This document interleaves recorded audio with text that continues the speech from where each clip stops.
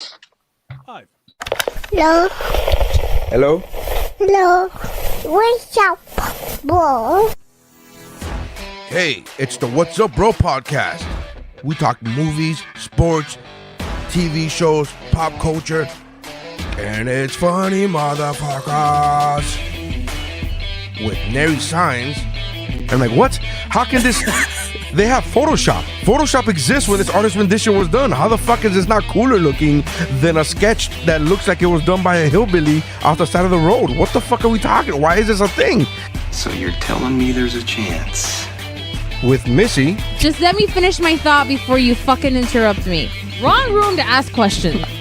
Welcome to the party, pal! And Mike Markadal. I'm just glad I like vanilla, boring sex like this. I'm glad that the sex I enjoy won't get me killed. That's how winning is done. Hey, I'm Dave Chappelle, and this is What's Up, Bro.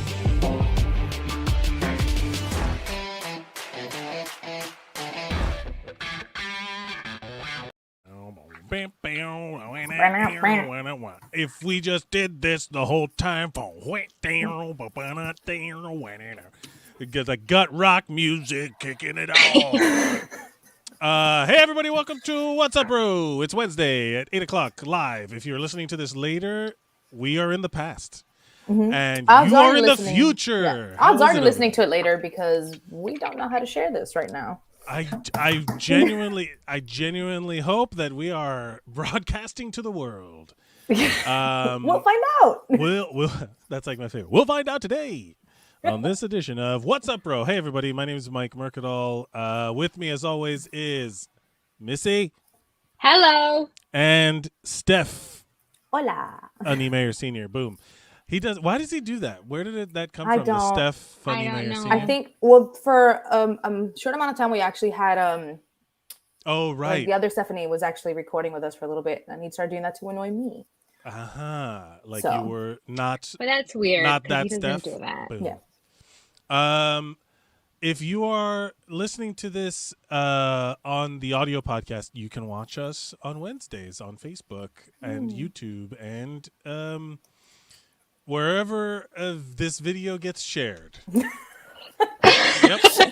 We're without Neri today. Wherever we land. Wherever we land. Yes. Now we're without Neri. Neri is off on assignment. What is that assignment? We'll find out when he comes back. No, he's Saving off. Timmy from a well. He's been cast as the new Lassie, which would be a huge get. I would love to be cast as some sort of, would it be a cartoon or a live action dog? If you were doing it? Yeah. If you're doing, I would want you to be the singular cartoon. Everyone else is live action, like Roger Rabbit. Ooh, yes. Yes, that would be great. I want to be the Roger Rabbit Lassie. The dog. Like or straight up Roger Like a sassy lassie. Yeah, of Sassy course. Lassie. Sassy Lassie. This is look, we're flying by the seat of our pants today. We are There's- live, by the way. We're live and we're because your dad just liked our video. Oh, we are. Yes, good. Oh, Awesome. good. Good. That's Which dad? I'm hopeful. I'm assuming it's Mike's dad. Your Yes. dad. Yes. Steph. Definitely not my dad because I don't know where the fuck he is. Do you know that one time my friend was bickering with her dad at like a get together or whatever, and they're like, "Dad this and Dad that, whatever," and I was like a little tipsy, and I was like, I just looked at my red Solo cup, and I was like, I don't know where my dad is, and I just started drinking, and that's it. Whatever they were fighting about, game over. Like that. Yeah. That killed it. That's the literal Debbie Downer. Like Yeah. someone's yeah. I didn't do it for a downer. I just did it for like a curveball because it was getting annoying. Like what they were like doing a shtick, like a so little. much of their thing. joy was bothering me. I had to Yes. drop some Obviously. darkness. Yeah. No, yeah. It's funny. We were talking about it because we were talking about I was talking with Chiquita about our families and like those family structures, and we both have step parents. And if you have step parents, that's kind of the only time you refer to like a parent by their first name. Do you ever call your mom or your dad by their first name? Look, Has that ever happened? No, the Yeah. only time I've ever done it. Really? Yeah. Is it purely a sign of disrespect? Yeah, the only time I've ever done it was like in a joking manner of like calling their name as if like their parent is calling their name. Right. Like doing that. That's like, how I do it. Like, that's what I the do only it. the only way I'll do it. But that's because I already said like all the other names. Like I've already gone like mom, mother, mom, Mommy. mama. Yeah, no. For me, it's because obviously my dynamic with my mom is different. I am her caretaker, so when she starts being a brat, I'm like, I not only first name her, I first and middle name her ass, and then I'm like, let's go, because for instance, she's had COVID since last Monday, and yeah. Is everything okay? Everything's Before we fine. make jokes about it, everyone's She's fine. chilling. Okay, good. She's fine. We're Yeah, fine. but by the like annoyance on Missy's face, I'm assuming that it's safe to say. She's Yeah, doing yeah. No, I was a little concerned. She died yesterday. No, yeah. Fucking way to make it all about her. I know, right? No, she was a little off on Sunday and Monday, so I started freaking out a little bit. But then I talked to her doctors, and she's fine now. But in having her here, she wasn't drinking water, so she was super dehydrated. She wasn't eating. She didn't want to walk. She didn't want to do anything. So after I thank God I would never wanted to be a nurse, because I'd be a fucking awful nurse. Because after a while, I first and middle named her, and I was like, "Do you want to ever see your boyfriend again? Because you've been in this house for fucking 8 days." This was Monday. You used the boyfriend, and she's like, "Yeah, I'm so bored." And I'm like, "Well, if you don't want to be bored anymore, drink your fucking water and your vitamins and your Mucinex." That really sounds like you yelling at a teenager. Take your fucking Mucinex. It's 100% that, because her doctors told me hey, get her Mucinex so we can stabilize her, and then she can turn the corner. She gets on the phone with my brother, and my brother's like, "Oh, I took so-and-so." So she hangs up with him. She's like, "Oh, your brother said," and I'm like, "I don't give a fuck what my brother said." Right. Your doctors said Mucinex. My non-medical degree having brother said something. My truck driver brother said, my .net believing brother told you this. I don't give a fuck. He can come here on Friday or Saturday. Yeah, let's not besmirch truck drivers. It's an honorable profession. No, we need them for the supply chain. She's besmirching this one specific one. It's personal. It's not the profession. What is a .net believer? Yeah, something he has you would think very conservative QAnon beliefs. But one time I asked him, I'm like, "Do you believe all this shit because of QAnon? Did you buy into that shit?" And his response was, "What's QAnon?" So I don't think it's that. Do you think he was trying to out conspiracy theory you? Have you heard that? You've seen that meme, right? Where someone, if someone ever tells you that they think the moon landing was faked, you're just like, "You believe in the moon?" Yeah. I love that. So, but that's, yes, long story short, I first and middle named her a couple of times, but she is to a certain extent like my kid. I don't know if either of you have gotten to that point where you're become your parents' caretaker, but they do. It's like I put a movie on for her yesterday, the way that other parents do to distract their children. Here's an iPad, shut up. I was like, maybe you should watch Father of the Bride. It has subtitles. You'll be fine for a couple of hours. Father of the Bride's a good movie. It is a great movie. But yeah, so she's, to a certain extent, she is my kid. She doesn't like it when I do it in front of other people. Sure. So I watch myself. Yes. But in private, she just takes it to the chin. Speaking of Steve Martin. Yes. Have you guys watched Only Murders in the Building? I've watched the first few episodes. I haven't been able to sit down and keep going yet. Finish. Chiquita and I watched the whole thing, and it was really good. It was genuinely really good, watchable, and it was weird seeing Steve Martin and Martin Short again together doing a thing, and the three amigos, and then completely Chevy Chase has burnt every bridge in Hollywood. Right, oh being an asshole. Yeah, and we'll get to it. Oh, we got to get to all the stuff in the title today. We'll circle. Is there a Chevy Chase thing in the title? I haven't. No. But there's a whole other thing about assholes burning bridges in Hollywood. Right. Gotcha. But it's like the three amigos dynamic back alive again. But with Selena Gomez. Selena Gomez playing the role of Chevy Chase in the season. I dig it though. I dig it. Like I dig their dynamic. I mean, genuinely, it is like a fun vibe. It's a good caper. Like there's a mystery to be solved, and also it's done around like the I don't know, what do you call it? It's done around a podcast. Like it's Like a true centered. crime one. It's not centered around the true crime. The podcast is an element in the storytelling. So whenever they need to, like, you know how in certain shows where someone is too full of exposition, where they're just like, It's a good narrative filler. they're like, oh, what is this? And then someone who has no, they're like, oh, what is a, didn't you don't know about this? And then some person who has said nothing throughout the whole show suddenly has like, yeah, and that's where all this stuff happens. And then they proceed to break down all of the information that you need. That's exposition, like information dump in the story. I'm not explaining it to you, Steph and Missy. I'm explaining it to the viewer. But because of the podcast, they can literally write out fucking exposition and have it be like not self-serving, like not have it be part of the story. And so there's a lot of like that. It's like a weird podcast vibe plus a murder mystery. Yeah. No, it's a fun way to deliver exposition that still, it works with the tone of the show. It's very like, I know it's like out of left field, but like, remember Pushing Daisies? Mm-hmm. I did not watch that show. My God.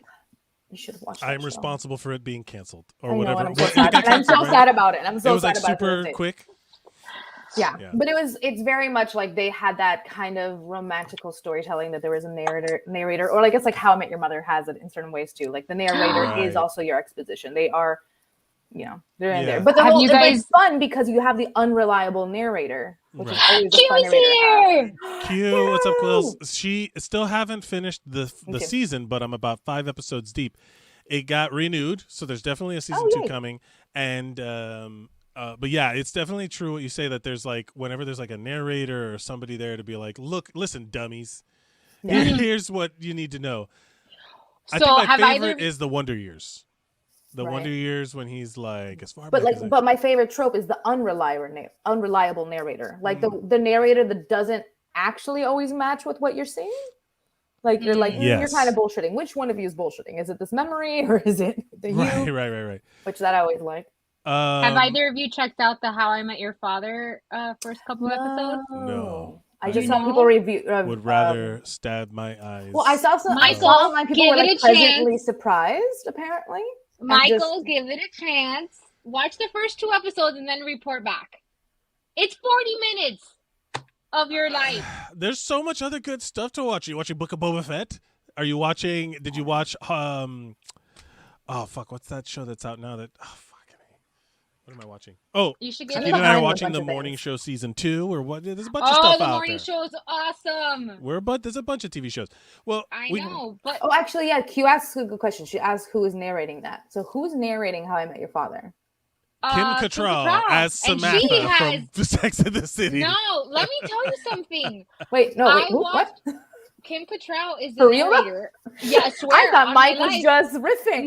No, and she's the older. You know how in the similar spirit of the original, that it's like, let me tell you a story about How I Met Your Father, but she has actual screen time as opposed. I don't think Bob Saget ever had any screen time on R.I.P.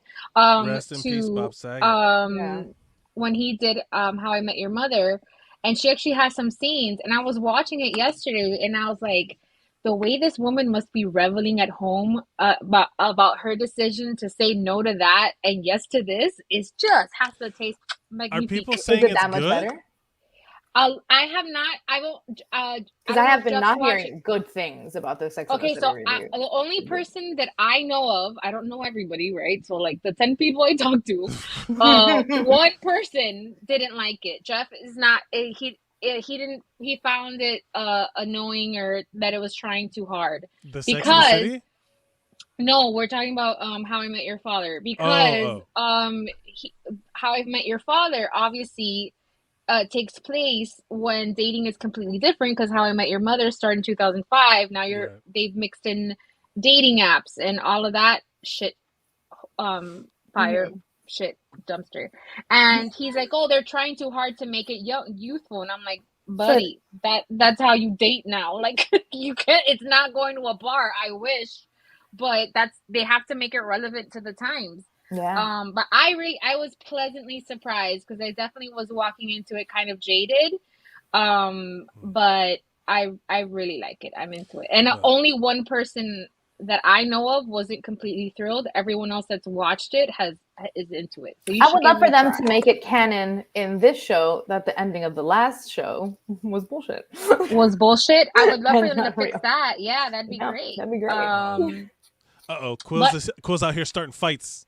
Snore. Booba snore fet.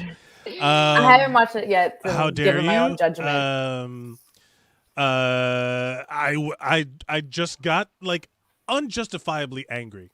I have no vested interest in whether or not anyone watches Boba Fett, but I'm like, well, perhaps that's the reaction she was going for. Just for real. My dad, Tony. Oh, man, I'm gonna start calling my dad Tony for. Oh, no, that's too weird. My brother's name is Tony. Don't do it. Lost in Space just put up very good. I've not seen that either. No. I don't know. Is that good? I don't know. I didn't know they were still doing the Lost in Spaces. I didn't either. Look, I just recently got my mom hooked onto just Doctor Who. Like, I'm still working on old shit. Oh, really? There's a lot I'm still working Doctor on old Who shit. I've never watched one episode of Doctor Who. So that's part of the next level of nerdom that I have not attended to. It's like D&D, Doctor Who. I couldn't get past the Christopher Eccleston episodes when they rebooted it. And I was like, oh man, I know the Matt Smith. The budget is not great. The budget, have you guys seen Encanto? I love it. Okay. I have thoughts about Encanto, but I can't. Okay. I don't know whether or not. You're trying to not spoil. I'm not fucked up enough for that movie to impact me the way it's impacted everybody else, or I'm too fucked up. And I'm just like, what? This is normal. This is what it is. No, because it's one of those things where if people haven't worked through their generational trauma yet, they're like, that was just cute. I don't know why everyone's just talking about it. No, I fully understood it, but it didn't, like, people online are like, I'm like, because representation matters. Mm-hmm. Our stories aren't generally told. You guys have any idea how much? Like, I cried when I'm watching a Disney movie. Yeah. Oh, I was bawling my eyes out. And like Colombia is so obviously part of it without being like really shoehorned in. Yeah. At some point, I actually get to hear Carlos Vives sing out Colombia. I'm just like, like it's my childhood. Like the mother is making arepas and shit, and I'm like the food, I can recognize the food, the clothing, I can recognize the clothing. Like everything is like, I know this and I know these people. Like it just felt so good to see it. And the fact that, like, and Yolanda said, Lynn has Hamilton vibes. Well, he definitely has a signature style to his music. For sure. I'm going on record. I do not like Lin-Manuel Miranda's rapping style. I do not like the way he raps and rhymes because it's like the musical theater version of rap, which is exactly what he does, and a lot of people love it. But to me, it is like that same cadence. So it does have like he does have a very particular style, yeah. How many times like it's have you ever seen like when they repackage the same product in a different package and then they call it something else, but it's the same shit? You mean reboots? No. I don't mean reboots. I mean like but the thing is like when Disney reuses animation in like the Jungle Book and you watch the straight up the same shit. Yeah. And that we don't talk about Bruno's song is Smooth by Carlos Santana and Rob's and whatever that guy from Matchbox 20. It sounds exactly the same. I don't. No, I don't hear that. I don't hear that. Wait, I will find. I will this song for me. I will go like I will completely agree with you in the fact that like Lin-Manuel Miranda's like style is very very specific and you can hear him in anything. Like I mean Bruno even sings and you're like, well that's Lin. That's like John Leguizamo was essentially doing an impression of Lin-Manuel, right? The way that and just the way that the music is written is very like it's very specific to all the characters. If you didn't know, this is the first. This is like the if first you know one any of I his just stuff, pulled up. you could spot it for sure. Can you hear this? Then you better figure it out because it was Can you hear it? for you. Yeah.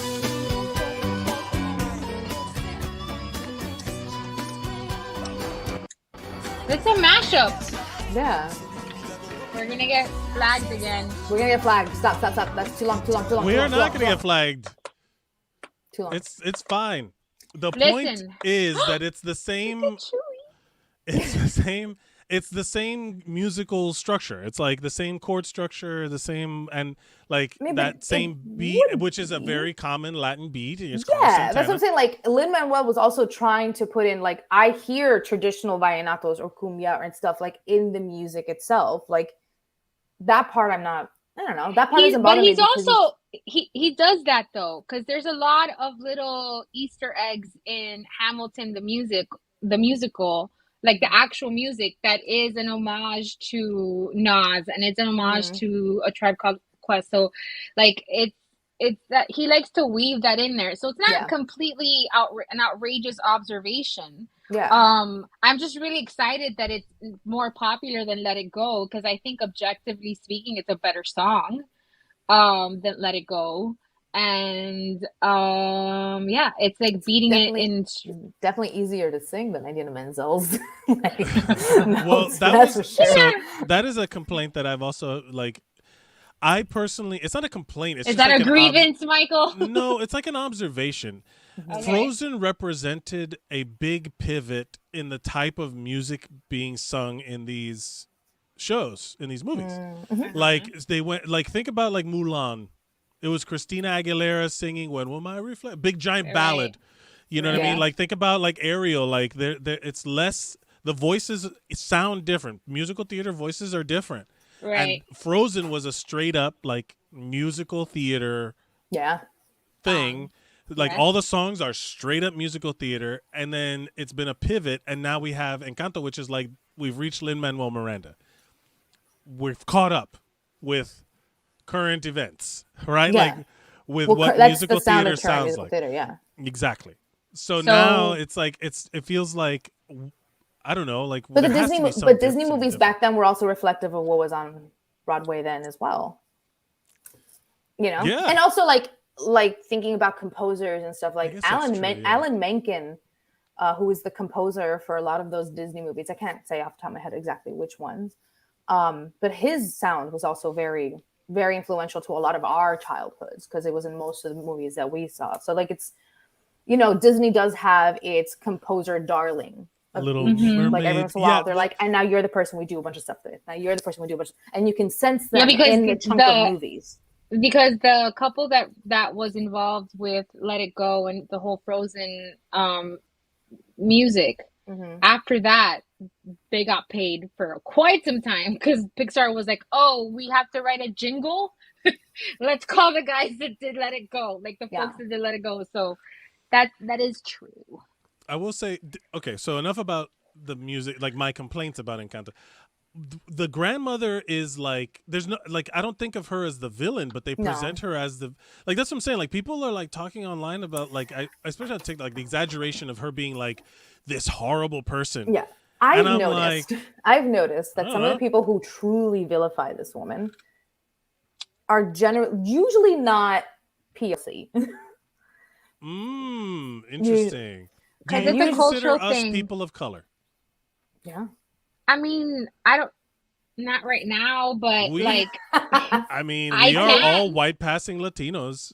We are. We are white definitely. Latinos. But I'm saying, but there are also like here, like in our bubble, we're fine. But like I have experienced in my life quite many times where I've gone somewhere else, and depending on how I'm styling myself or something, all of a sudden being like, "What are you?" I've heard, "What are you?" That's from the Pink. That's from the Pink. No, it's not from. No, it was pre-Pink. It was pre-Pink. Pre-Pink, even with the black hair, it was always the little squint eye and the head tilting. What? But it's not like an obvious, like, you're a black person. You know, it's not like obvious, like, you're South Asian. But it was always very much like, but you're not me. Like, it was always that. It was that moment of like, you're not this though. Yeah, but so does that? So my question is, who determines whether or not we're a person of color? I would guess like just kind of general society at the time, like right? Like, I mean, I'm not. It's not like. It's just like a question. Like, I gets? I think it's we're really like tricky. Schrodinger's cat of really ethnicities. tricky. It's really tricky with Latinos, right? Yeah, it's very tricky because there's an intersection that we don't as Hispanic community. Like I would just blanket generic stereotypical statement here, but we don't intersect race with our culture, and race is very much part of our culture. And so colorism white European colonialism. Colorism is still a huge thing. Absolutely. So what I'm saying is, like, people, like, for instance, the Afro-Caribbean population is there because slavery, but in my expewouldn't slavery, native too, like I wouldn't exist if it wasn't for the fucked up shit that happened. We're all Colombia. The fact that I am a product of that is colonization, because like you literally see it in my bloodline. Like, oh, there's the indigenous side, there's the Spaniard side. Here's a dash of African. It doesn't reflect well. 23andMe kind of nailed it. Was like, oh, you're this % indigenous, Chilean indigenous, but indigenous just the same. And I was like, cool. Can I find out more? No, we don't look there. Yeah, we can't go that. We can't go that far. Well, to be fair, like think about the whole reason I brought that up is that you're saying that people who vilify the grandmother in Encanto. So she is the matriarch of the family who kind of gatekeeps their power, like, because she kind of controls how they're right. Isn't that the whole point, that the strong woman, the strong sister doesn't want to be strong all the time, or she is afraid of being weak? It's not like she doesn't do it on purpose. It's their need and their want to please her is. So like in many families, like it's one of those things where she's not the outright villain. The expectations are the villain. But maybe she's not the villain to us, but from an outsider's perspective, they're like, oh, she was the bad guy, which is kind of fucked up. Now I see what you're saying. Right? Like, I don't know where I am in the scale of have I dealt with my trauma and I can just objectively view this as, oh yeah, it's a traumatized person dealing with generational trauma, passing that down onto their kids and so on and so forth. Yeah. And look, she eventually took the note, and then that's more than many people we know. I do think there was a cop out at the end where the magic comes back. I think it should have just been an allegory for like deserve magic. No, the magic was like the fact that they don't need it now that the trauma has been dealt with. They don't need the fantasy. They can actually exist in the reality, or a situation where they can change the powers in between each other, because now Luisa doesn't have to be the strong one all the time. Suddenly Mirabel can be the strong one. Like Mirabel takes on, like they can trade. They don't have to be the perfect one. No, but I don't mind the way they do it, because if they no matter what, like people's strengths are their strengths, right? Like Luisa will always be the strong one, but she can now learn to lean on everyone else just because of the actual vocal communication. Like the big thing in this movie was people letting each other in and just talking. Like that was the big thing. Was just like, hey, we're gonna squash. I think that. Yeah, I think that you like any other form of entertainment, you kind of pull from it whatever it is you see, and then like what you need or whatever. What I pulled from it was more Latinos should do therapy. No, for me, I think it was really good. It was a very good narrative to kind of put on the table. I'm under the impression, I don't know if I'm being too wishful or not, but I really feel momentum of our Latin community like getting a seat at the table or fucking building their own table. Like I feel like there's a creative momentum, be it because we're left out of a lot of conversation. It's because it started making money. It only that's matters. Fine, but that's what it takes for. But it also shows that we are a pool. Like when was the last time you seen a Latino storyline? What was the last time you saw a Latino storyline that didn't have to do with drugs, being a maid, being in a gang? One day at a time. For real. And then that got canceled. Got canceled. It's great to show that. Gentrified. The Netflix show, Gentrified, great show, canceled. No, Yeah, it's really Like, it's really upsetting. we get canceled pretty fucking fast, and I think that what's happening is in Holly, I hope, at least the perception is from all the way down here in my little chair, is that there's like a network of Hispanics that are trying to push the envelope. So I don't know. I just think that it was a great movie, and you pull from it what you need, because I don't have any kind of I didn't say it was a emotional bad movie. reaction. I just No, yeah. I don't think you did say. I don't think you said that. I'm just saying that I think you'll pull from it from what you need, because I typically don't have any emotional reaction when it comes to parent stuff. Doesn't faze me. You bring in grandparents, and I'm a fucking mess. Like, show me Coco, and I'm on the floor. I cried. Coco was incessantly.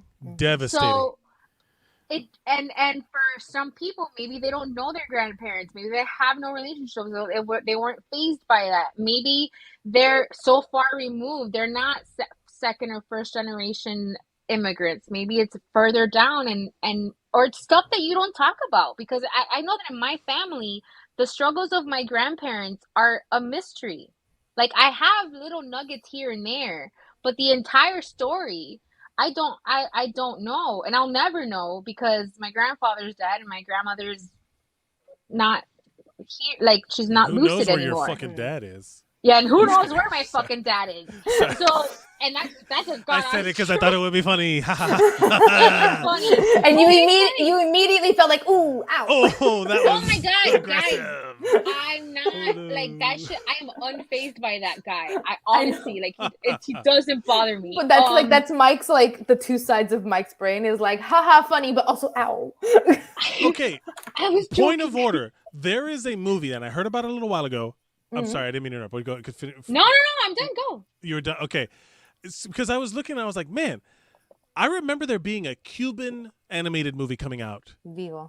Yeah. Where the fuck was the attention for that movie? It's Netflix. Right. It did really well on Netflix. Yeah. It was right. Really? I literally had to Google to remember whatever it was called. I couldn't remember if it had come out yet or not. I don't even remember. Months ago.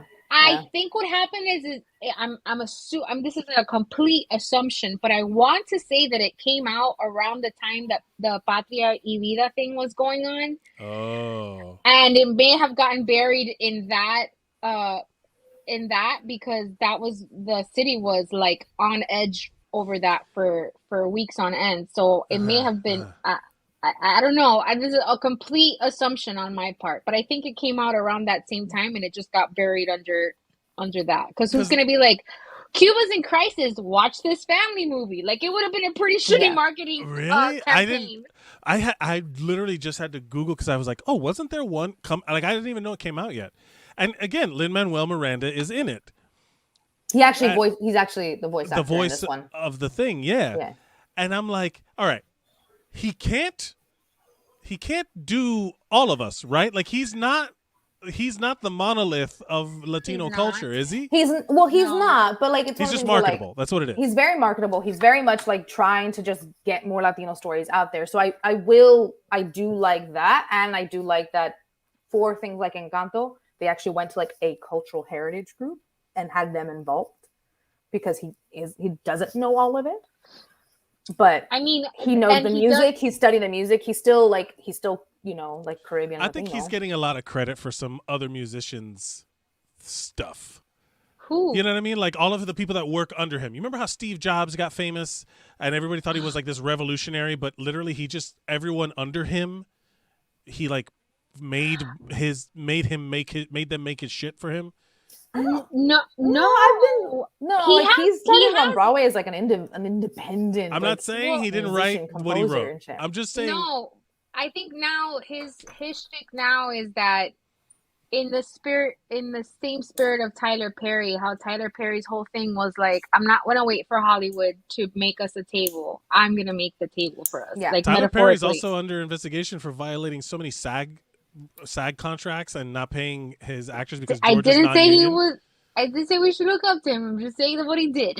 I get it, but also he created this huge empire where a lot of black actors were able to leverage their next contract off of what Tyler Perry would offer them as a base salary. Like where I think that in the same spirit, I don't know any of these people, so this is just me making my observations. I think in the same spirit, if Lin-Manuel Miranda's given an opportunity, his default is to say, okay, how many of people that look like me can I bring along with me? And doing a pretty good job thus far. So I think at this point, that's my complaint. I don't know if he's doing a good job of identifying those that help him. I feel he does on his individual. Can you name any of the accompanies? I'm not a co-songwriters. Can you name any of the people that write music with him? Because he doesn't write all these songs alone. Alex Lacamoire and there's another guy that he's the pianist. He's the composer. Right. Right. They write music together. But they did on Encanto and on the movies? Know. I haven't deep dived into the production of it. But that's the same thing, Mike. Like Alan Menken, when he was composing, he wasn't the sole person either, but he was the main voice. There's many times that just happens. That's music. That's music in Miranda general. Is a Puerto Rican from New York. He cannot speak to the experience of every Latino person. I don't think he's trying to. I think that what he's doing is he has the opportunity to, because a success on Broadway on the caliber of Hamilton is not the norm, it's the exception.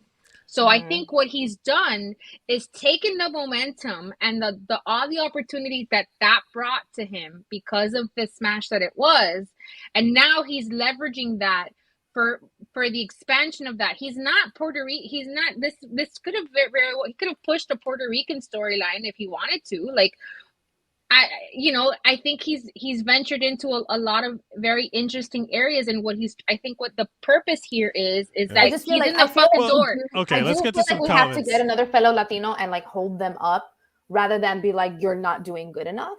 Because like no matter what, I'm not expecting perfection, but progress, and he has helped affect progress. I'm not saying that he's not done a lot of. We don't question. We don't question a lot of like white composers the same way. Okay, let's go to the comments because it'll come up.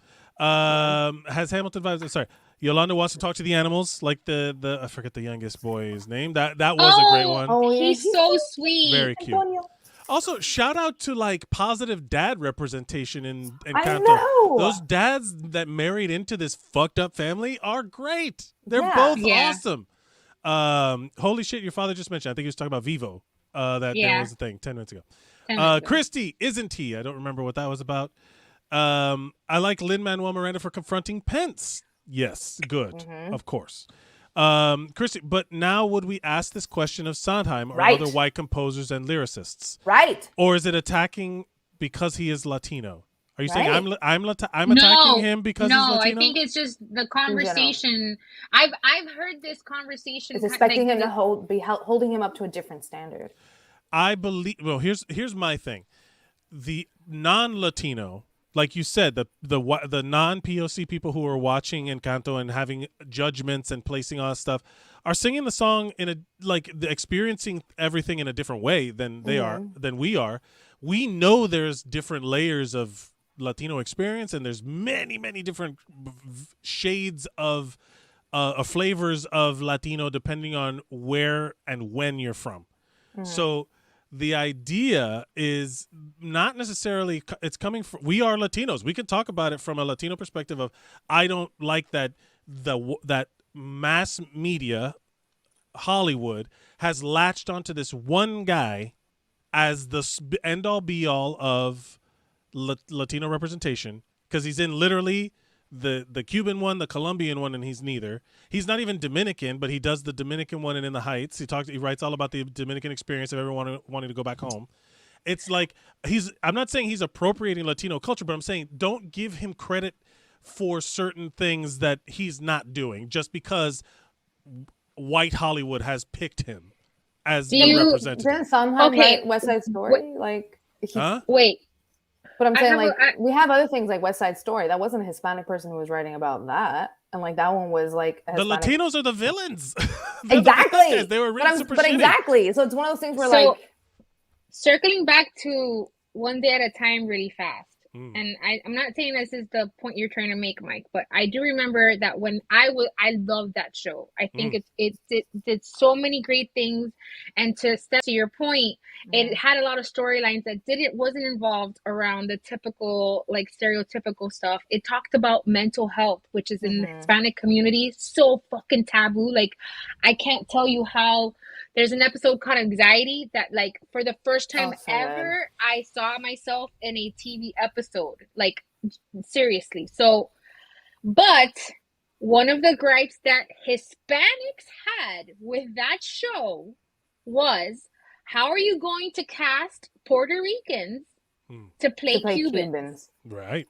And to my thing was, who fucking cares? We are on TV.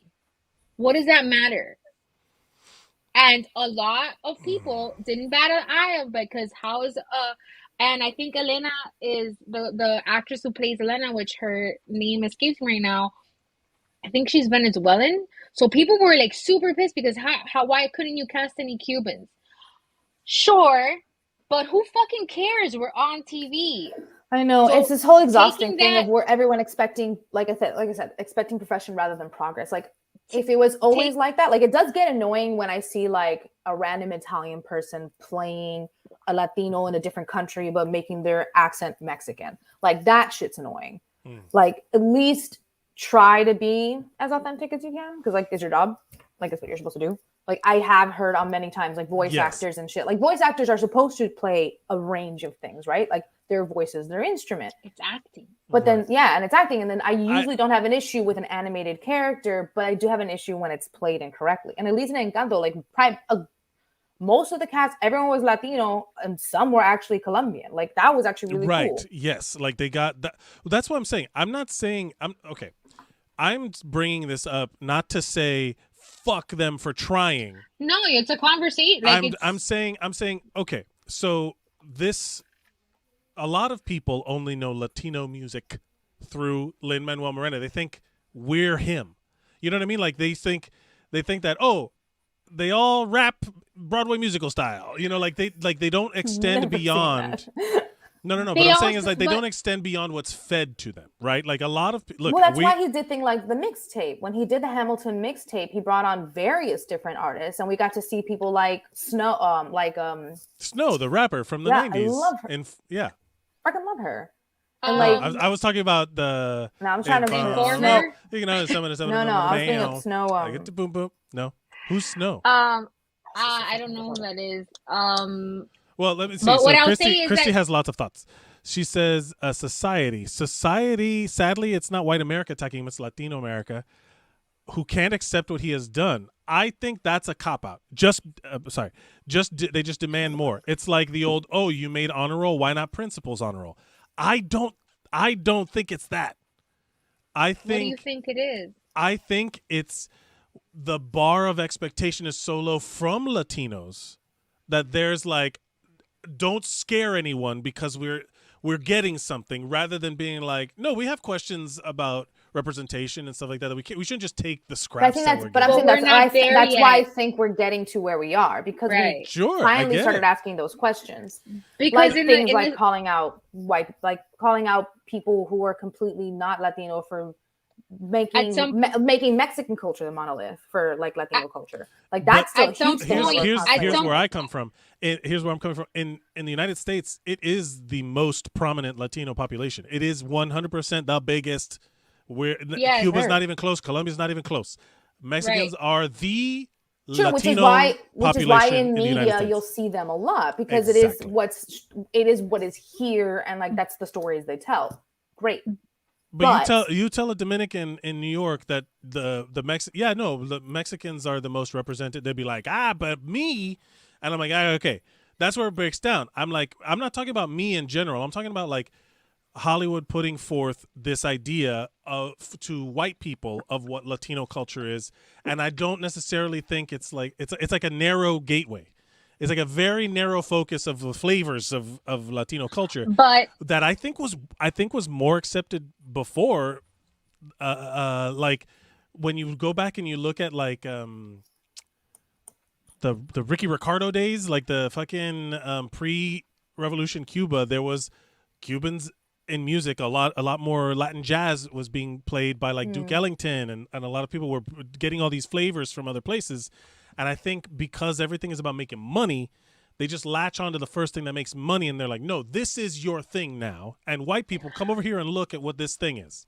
That's my thing. It's presented by white people and white Hollywood that way. But if you leverage the monumental success of Lin-Manuel Miranda being invited into these conversations, what you're saying is true, Mike. I'm not disagreeing with you by any means. From that perspective, from that side of the coin, it is, at the end of the day, it is a bottom line. We live in a country that is about the dollar. That is the religion. Mm-hmm. So that is what, now it's marketable. Now it's making money. In the same spirit back in the Latino craze of the late 90s, in the same way that people only knew Latin music because of Gloria Estefan and the Sound Machine in the 80s. In the same way that Ricky Martin and then in all fairness, Miami Sound Machine was a hit factory. They were the fucking shit. In the same light as Lin-Manuel Miranda. Now, my thing is that while I see where your point is, and I 100% agree I believe with he's you, at the end of this process. That's what I'm saying. Like, people are propping him up longer than he should have been propped up. I think that what he is doing, he's being very intentional about who he brings along to this journey, these projects. And because of that, you are seeing a momentum of and he's not the only one. It took me liking One Day at a Time, honestly, to kind of check myself and be like, how much do I really pay attention to Hispanic stories, shows, movies, TVs? I really don't. My shit was Full House. My shit was Friends. Like, it's a very whitewashed. It was a very whitewashed entertainment. So I started digging for it, and now I found a lot of stuff that I wasn't looking for before. It's buried. It's buried because why? Because Netflix gave One Day at a Time 3 seasons, and it did well. Everyone liked it, had great views, had great the streaming numbers, whatever. They still fucking pulled it. Stars had Vida for a couple of seasons. Great fucking show, great writing. I don't know that one. They fucking pulled that too. Well, Stars is Stars. Stars is already deep cut cable. And cable on the show, this is all on the shoulders of Lin-Manuel Miranda had the opportunity as a Hispanic man to make his stake in Broadway because of people like John Leguizamo, who fucking did his one-man shows over and over again, and they fucking kill. Oh, it is very much like he walks. I'm sorry. Okay. We don't talk about Bruno. So, you know what I mean? So, because of him, now it may or may not, who knows, but who cares? It may or may not have made it easier for somebody like Lin-Manuel Miranda to come up from the musical theater world into a smash hit, because Hamilton was a phenomenon. Hamilton was a one in a million. I know I'm going to get yelled at, but I've never finished watching Hamilton. I cannot finish watching In the Heights was a success in its own right. Yeah. And that's what made him famous. He got a Tony for it. So what I'm saying is that there's a momentum behind this. And yes, he is the poster child for the Hispanic community right now. And that is how Hollywood works. But from his perspective, he's very intentional on how he says things, what he says, and who he brings along. And I think that is going to have its own ripple effect. And so I would love for it. I would love to see a Chilean TV show about being Chilean, Cuban, American. That'd be fucking great. But the thing is that I'm going to have to write that show because nobody else is going to do it. You know what I mean? And so now I fully support it. I want to read it. If I'm looking at this momentum, because this is kind of where I kind of get hyped, is that I'm looking at this momentum. I'm like, is it time to kind of go there and create my own shit? Because if now it's Lin-Manuel Miranda, who says 5 or 10 years now I won't be able to pitch my own TV show to his production company or to Gloria Calderon's production company or whatever the fuck, or America Ferrera or anyone else that's out there fucking busting their asses trying to make production companies to tell our stories. Reese Witherspoon, I know she's a white lady, but what I'm saying is that she took control of her career because they kept giving her bullshit rom-com scripts. She started her own fucking production company and did what? She did Wild. She did Gone Girl. She's produced a massive amount of successes and they're all profitable. So now she leverages that for other women to tell their fucking story. That's what I think. There's like a business model that has inadvertently been created where like you can't wait to ask somebody to give you a job. Just start the fucking production company yourself and do it. And because is very intentional. I love seeing you fucking fired up. Because I'm just sitting here being like, oh, he's so dreamy right now.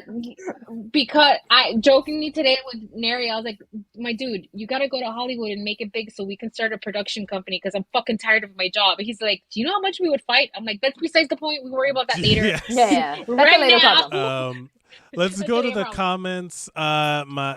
Jeff Snow wrote Informer. Yes, I was talking about Snow the product. Huh? I was talking about Snow the product. I was trying to remember the last bit of her name. I did not understand what did you say? I was talking about Snow the product is her name. Snow the product is the girl's name. The rapper. I have no idea who that is. Again, I'm 40 years old and not connected. I haven't listened to new music in 20 years. Tony Mercadal, my dad, Tony. He says, I'm a Cuban living in Tennessee and I still get asked if I know how to make tacos. Well, do you? I mean, it's not that hard to make tacos. I'm tired of everybody thinking that culture is just food. Yeah. I love it. Like, I love other cultures. Even for Mexicans, like they make more than fucking tacos, man. Yeah, they make more than fucking tacos. Also, I fucking love a white people taco night. I love the fucking Taco Bell kit that you get. You season the meat. You get the little bowls of the tomatoes. Oh, you make them? Yes, white people. I learned. Buy my Taco Bell. I learned it from my father Tony that we had white people taco night so many times, and I love it. It's great. There's nothing wrong with it.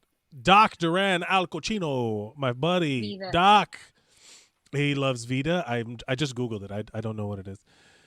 Christy Mercancini, normalized Chilean food. Yes, also true. I took her to a Chilean restaurant once, and I was like, let me explain to you this menu. This is mayo, avocado, and tomato. This has mayo, avocado, and tomato. This also has mayo, avocado, tomato. There's a theme. She went for this very dense, carb-dense plate that I don't even like. It's a corn casserole that has all kinds of shit in it. And I'm like, that's the major leagues. I don't even like that. The way this woman inhaled that plate, I was like, oh my God. Yeah, she loves Chilean food. I'll send that shit to her when she's sad. I'm like, do you want me to post me some Chilean food? Yeah, it's good. That's true friendship. You said food to people when they're sad. Please let me text you. Postmates ship to my house. Listen, I will let you know when I'm feeling a little down. My friend's dog died a couple of months ago, and I made her a Target basket. Oh, I do that shit all the time. They deliver it from. No, I went to Target. I bought a big ass basket. I bought all her favorite snacks, a blanket, some wine, of her favorite movie on Blu-ray, and I just dropped it off. And I was like, I'm sorry, you're the best boyfriend. I do this shit. That's pretty good. You guys have to tell me when you're sad. I will send you shit. I will send you shit. I am all the always, not really, but I'm always sad because I like free stuff. Yolanda, Mike, your niece Luna knows Hamilton by heart. She can recite and sing it to you. No. I would rather that. Why don't you like Hamilton? Like, not everyone likes that style of musical. First of all, the constant singing, like minimal dialogue. I get it.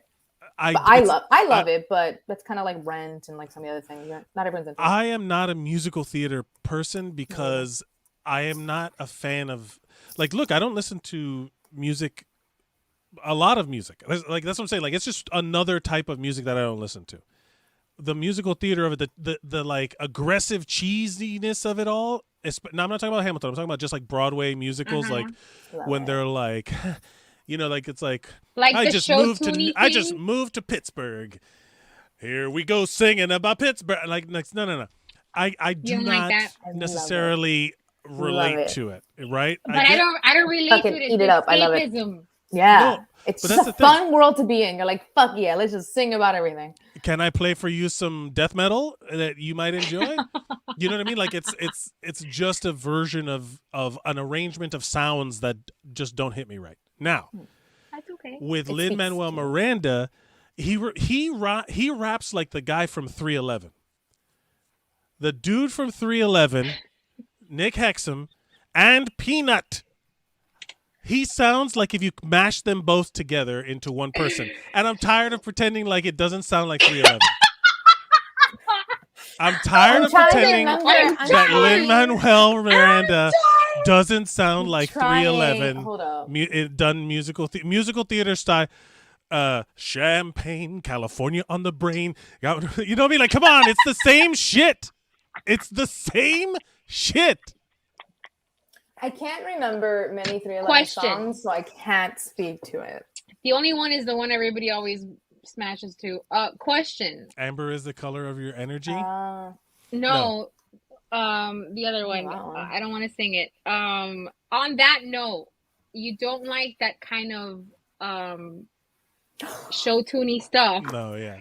If somebody were to take, let's say, if Chiquita on your first date, you guys would have, if you would have taken out a lightsaber on your first date, I wouldn't do that because I'm not a moron. Why would I do that? Are you? So, did you hear the story about Leonardo DiCaprio? Oh, okay. We're talking about famous people now. Different story because it's not just that he pulled out a lightsaber. Okay. All right. Okay. Let's refresh. Because I was gonna bring up a different story when we started talking about 311. Christy McIntyre is singing Santa Fe to herself. It's Jeff, gonna send her on a bender. Love song from 50 First Dates. Best date ever? I don't know. I'm you not gotta. sure. Christy is following a no context. Yeah, commenter? you gotta. Oh, I think okay. I think she's saying she's jumping ahead because she knows what we're gonna bring up. Oh, the Star Wars lightsaber. So here, okay, let's make sure we get all of this stuff because I don't want to go back. Leonardo DiCaprio's ex complains about the best date ever. Megan Fox gets a ring, and Joss Whedon steps in it again. Those are the three things that we have to mention, and that's it. The Leo date. Thank you, Christy. The Leo date for Christy keeping us on track. He rented out an entire movie theater, and they watched, and he aired the entire Star Wars trilogy. Mm-hmm. And he ran around swinging around lightsabers. How old was he at the time? Do we know? Who cares? That's a great date. But how old was he at? I would expect my own lightsaber. If it was so that now, I can Leo, maybe not. I think he's too old for that shit. No, I think it's now, Leo. I mean, when I see the age of the girl he was on a date with, because if not, she would have been a fetus. But I mean, that's not necessarily Leo DiCaprio's Star Wars date. I think, okay, this is in light of the same TikTok that went viral. Oh no, it's been disproven. Oh no. What? No. The date? Oh no, it's a fake story. The date? Oh no! Damn it. I wanted it to be real story. so bad. Star Wars fans freak out, beg for DiCaprio after fake worst date story goes viral. Damn it! Oh man! So did the girl never even? They never what part went was on a fake? date, probably. I don't know. Hold on, Now I'm trying I want to know read. what kind of clout was she trying to get? She probably used to pay her bills. Tiki Talk clout. I'm so disappointed because somewhere I want to know that Leonardo DiCaprio is swinging a lightsaber. Like that brings me warmth to my heart. And now I know it's not true. Camila Moroni described a date. He did force Jonah Hill watch The Mandalorian with him, so maybe that might warm your heart again. Describe a date that she had with actor Leonardo DiCaprio in which he rented a movie theater and made her watch Star Wars movies. Verdict: false. There's no evidence Moroni described such a date. Oh, so it was someone said that she did this. Oh. The rumor stems from a satirical Twitter account. Damn it! Does no one ever check anything? No, I saw this internet. posted in a bunch of other shit. Like yeah. Details where he rented out. Oh, okay, yeah. And then it just got spread around. Man, I was trying to find it, but I found a YouTube video of this guy. I think he was who was the guy, one of the rappers dating the Kardashians. Not Tiger. Kanye? Travis Scott. Is Travis Scott dating her? Travis Who has Scott, braids? Yeah, Travis Scott. So the Astro World fucking jerk. piece of shit who's hired a Yeah. PR firm to bombard the internet with to That's Chris, it's Chris obfuscate Jenner, but yes. the fact that he killed. Yeah, of course it's Chris Jenner. Yeah. That he killed people. That he's responsible for the deaths of the people in this fucking concert venue. But he some guy, he's a British YouTuber, got his hair to look like him, and then went and took a picture that it kind of looked like he was making out with another girl, and posted it up. And within 24 hours, it was on broadcast, like news, like entertainment news programs, and everyone is.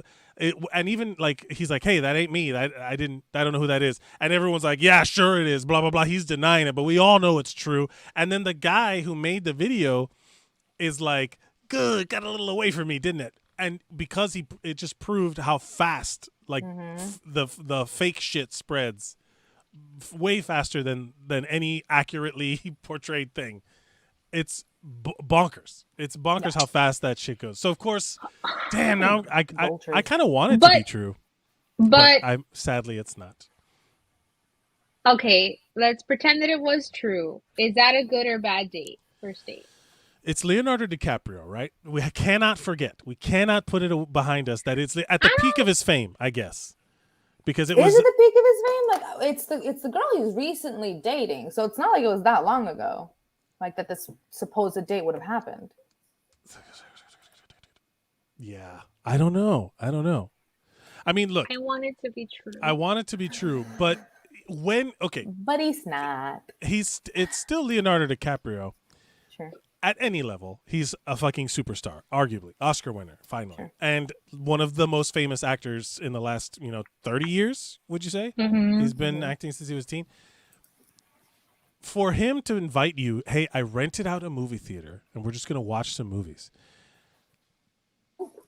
That's like, first of all, that's my dream, to just have a giant movie theater to myself. I want a screening room. I love that. You could do that now. AMC lets you rent theaters out, but more on that later. I am not Leonardo DiCaprio rich, so... No, you can do it for like $200, but besides the point. I don't. Can I borrow $200? I do not have $200 to throw away when I could just buy a ticket to the movies during the day on a Tuesday, and it's the same thing. I could just go to the movies during the day. But if an average Joe did this AMC $200 movie theater thing for one movie where you got the whole thing to yourself, and he ran around and you guys just fucked around. That's a good date. Yeah, that sounds like a great date. Who would think it's a bad thing for him to be like bitches? Pretty much. I said it. Women that are like, oh, first date, he has to take me to a 5-star restaurant and whatever the fuck. Sexy scientist Leo, go watch Don't Look Up. He becomes the sexy scientist. It's great. It was pretty great. I think it's not like it's dark. People hate things and love things now that I'm just like, it deserves neither of those things. Yeah. It is just it was a fun time. A movie. You know what I mean? Yeah. Like people lose their fucking minds and stuff. People are like, oh, what'd you think? I'm like, it was a fun time. That's it. Go look at YouTube thumbnails and tell me that people aren't overreacting to the world right now. Every YouTube thumbnail is somebody on the screen going like, with some fucking bullshit behind them. But, that's the world we live in. But what's the most unique date you've ever been on? Like that you think no one else has had this experience on a date? Oh shit! Now I'm gonna have to go through my entire mental files. Oh, for me, it doesn't exist. You haven't had a creative, like, what's the most creative thing a guy's done on a date for you? Dude, you'd have to ask me this question ahead of time, so I literally have to go through my mental files and work backwards. So just like, we have lived very different lives, Stephanie Marcy and her. Dinner, yeah, she's like she's like, I'm gonna need a she's week. Like, I can't talk about that. That's still illegal. Curate, yeah.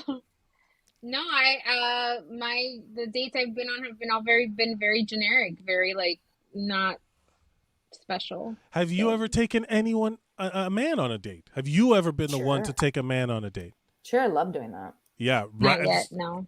That's a big. That's and like I do feel like the bar is very low for women when they're like, "You want to go on a date with me?" Ridiculous. It's ridiculously low. Yeah. What do you mean? Like the bar? I could do as a woman. I could, but look, if I'm a woman taking out either a man or a woman, whatever I'm gonna do is gonna be fucking awesome. Like the bar, there's no expectation. There's yeah. So it's one of those things where like I just have to put the minimal thought into it, and all of a sudden people are like, "Oh my god!" And I'm like, "Jesus Christ!" It's like, yeah, you like Star Wars, right? We're gonna go watch the new Star Wars movie. No. Oh my god, she's in love with me. Oh my god, you know, like you freaking lose your mind. The bar's so low. More just like putting a little extra effort into stuff. Yeah, like if it's a little bit nicer. Yeah, it's great. Effort goes a long way. Yeah, I think. That's a universal truth, I think, for men and women. But the effort, but I do feel like the expectation is much lower when a girl takes the initiative to ask a man out. I don't know about same-sex situations and bisexual or lesbians. I don't know that, like what the dynamic is. All I know is that lesbians get married on the second date or something. Like they move in on the third and they get married on the fourth or whatever it is. Yeah. Yeah, U-hauling. U-hauling. I didn't know that was a thing. Yeah. Everything I know about that is because my friend accused my friend. Girl, if you really want to open yourself up to a good date. Yeah. Yolanda, do you really? The ladies. Yolanda asks, "Do you really want to know about my dates?" The I answer would to that love is to know. No. Yes. Please, Outvoted. here's my phone Outvoted. Yes. No. None of you get to hear these stories. You know, that is some male patriarchy bullshit. I have control of the StreamYard. The power. I will silence the women. I'm gonna send you my phone number, Yolanda. I want to know. She can. She's on. Yeah, shoot those. Destroy her brain with weird shit in her DMs. I would love to. Do not send them to me. You think I'm bullshitting you when I tell you that I love? I'm not. Yolanda. Yolanda's great. I'm happy. We had a fun episode last week. We really did. However, we still missed Yolanda. Oh my god, she wasn't here. And Yolanda, if Mike isn't here, you can still come hang out with us. We're fun people. Most of us. Yeah. Most of the sometimes. time. Hold on. Yeah. My medicine's working. I'm fun now. My medicine's working. I'm fine now. I'm very proud. I'm fun now. I'm very proud. Okay, let's talk about Joss Whedon being a piece of shit really quickly because I don't want to give him any more time that's necessary. This fucker. I feel so. I was one of those people who used to like adore, like love the ground this man walked on.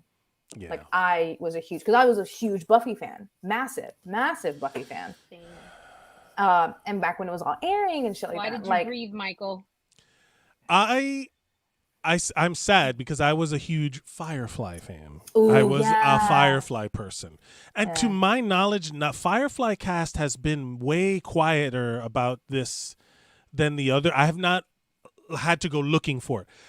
The Buffy cast and the Justice League cast and even the Dark Angel cast got thrown at me, where I had to go looking to see if anyone from the Firefly cast, and they haven't even really said super aggressive things. I know like no one's asked Nathan Fillion anything, or if they have, he hasn't commented or whatever. I want to stay loving him. Like Nathan, like please don't let anything stupid about Nathan Fillion come out. Nathan Fillion, yeah. Well, this is a perfect example of like this is a perfect thing. He's an asshole. Well, because it's a perfect example of when people cancel a comedian, people are like, oh, the comedian and blah, blah, blah. And it's usually very misogynistic stuff like that. Here's a guy who made his living writing feminist empowerment. I know. Mm-hmm. And now that people find out he's a piece of shit, can you separate the art from the artist? Suddenly there's a lot more people making that argument. And suddenly there's a few people making the argument to like not cancel him. Like to give him. Well, I think people are starting to get a little more accustomed to. I think they're getting a little more accustomed to the author is dead. The author is dead. What is that? Oh yeah. In the spirit of J.K. Rowling. Yes. Yeah. Yeah. Also, enjoying something for the creation and maybe not necessarily wanting to support the other person. Like I've been reading a lot of the J.K. Rowling stuff where there's a big movement online. It's called read another fucking book. You know, where it's like they literally talk about J.K. Rowling as being like the only female author to women didn't write before What the J.K. fuck? Rowling. No. Was Like, Sylvia it's a real Plath not thing. a thing? Was Emily Yeah. Dickinson not a thing? And it's one of those things. It's one of those things where, like, again, it's time erases history if you don't teach it to each other. You know what I mean? Like, people forget. So, like, people who grew up reading J.K. Rowling and only read Harry Potter stuff, it was their gateway. Harry Potter, J.K. Rowling always lists like these like fucking Pride and Prejudice and this other prose and all that stuff. She's a fantasy sci-fi writer, and she never promotes other female fantasy sci-fi writers that are not trans, that are cis. She doesn't promote them either. So it's like, who's really supporting the cause here? You know what I mean? She's not doing the Lin-Manuel. You're saying that she's not pulling other people up with her. She's hold on, my brain just hurt with whether or not I agree with you.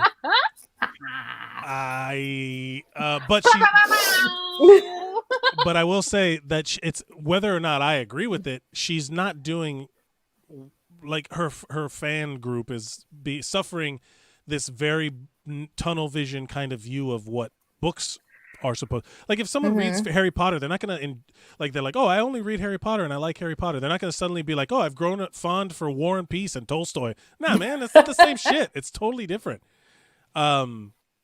Also, I just read a great book called Recursion, and you should all read it. It's really fucking fantastic. But with Joss Whedon, he is the feminist auteur of the 90s, and he was some nerd that is like the nice guys now, but he wrote confident women, and suddenly he's like our hero, you know, because the bar was so low at the time, right? So I think what's happening with him is that he's awful to work for or work with, I guess. He's disrespectful as fuck just based off of his and racist. Most recent Yes. quotes. I didn't see the racist bit. I did see definitely the sexist, misogynist. Yeah, I didn't catch the racist thing, but I do know that he was quoted. I think it was in a Vulture feature that I read, that he said something to the extent of like that Gal Gadot must have misinterpreted what he was saying to her because English is not her first language. And I was like, where are your publicists? Yeah. Because what the fuck, they're fired now. Yeah. He clearly thought that this interview was going to be the big comeback. Everyone will see it from my point of view and understand. And everyone's just like, shut the fuck up, stupid. You know, like shut up. If you would have just stayed quiet for a little longer, then people would have just like maybe. But Gal Gadot, I don't know. People accept a lot of shit. Like if Ron Pulaski is still a thing, they do that for their thing, though, not for other people's things. They do that for their Buffys and their Fireflies, but they don't do that for their, like, you know, something they don't like, something that wasn't important to them. So it's not about free speech. It's about Dave Chappelle or Louis C.K. and all of the people who are, or even something as simple as Gina Carano, right? That she got fired from The Mandalorian for saying some anti-Semitic stuff, and then became this galvanizing force for the fucking right. I don't agree with it at all. Fucking fire her. She's stupid for doing what she did because she was like overtly violating the Disney contract, and you don't fucking go. You don't fuck with the mouse. You don't do that shit when you're working for Disney, bro. No. All you had to do was keep your fucking mouth shut and you would have kept your job. Joss Whedon, on the other hand, overtly like wrote things and directed things in a way that and treated people on set very sexist, very anti-feminist, and then also like kind of and also he like cheated on his wife a bunch of times, and he was doing all that stuff. And then in Justice League was racist to the guy who played Cyborg and talked down to Gal Gadot, and then her response, and I quote, "I understood perfectly. I will never work with him or would never suggest any of my peers to work with him in the future." End quote. Like, no, I said what I said. I said Fuck what you. I said. I said what I said. Yeah. But yeah. It's unfortunate. It's unfortunate that he would be an asshole. I think because he did such a great job at painting himself as a sweetheart.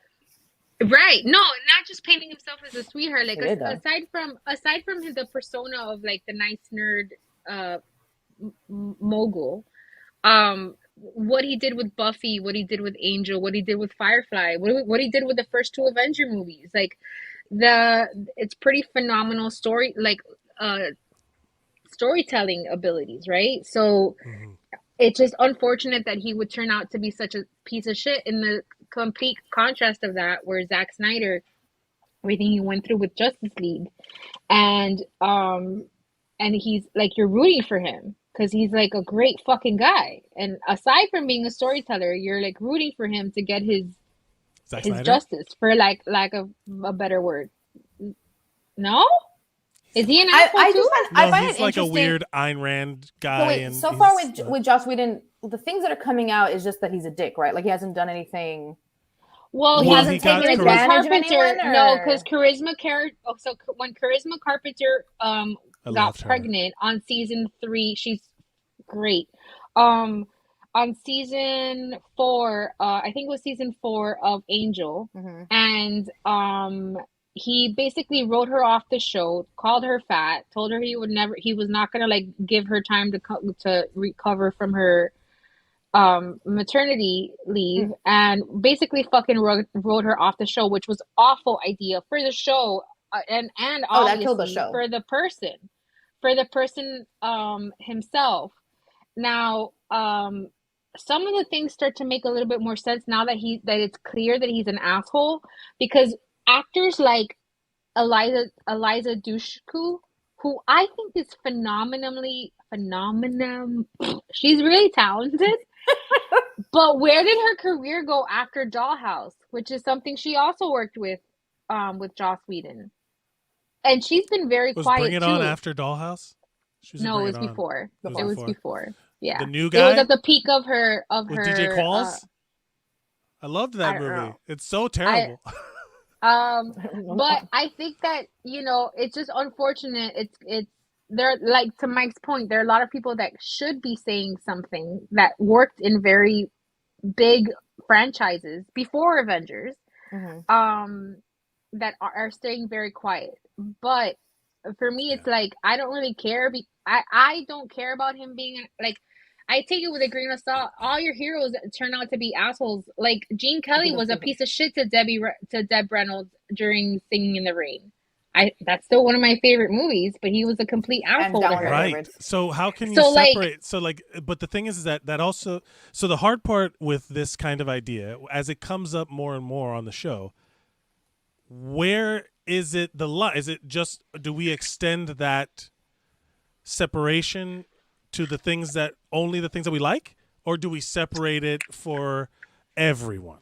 Because otherwise it's pretty hypocritical to be like, well, Gene Kelly and all this stuff, but then turn around and say, fucking, I don't know, I can't think of anyone. Mel Gibson.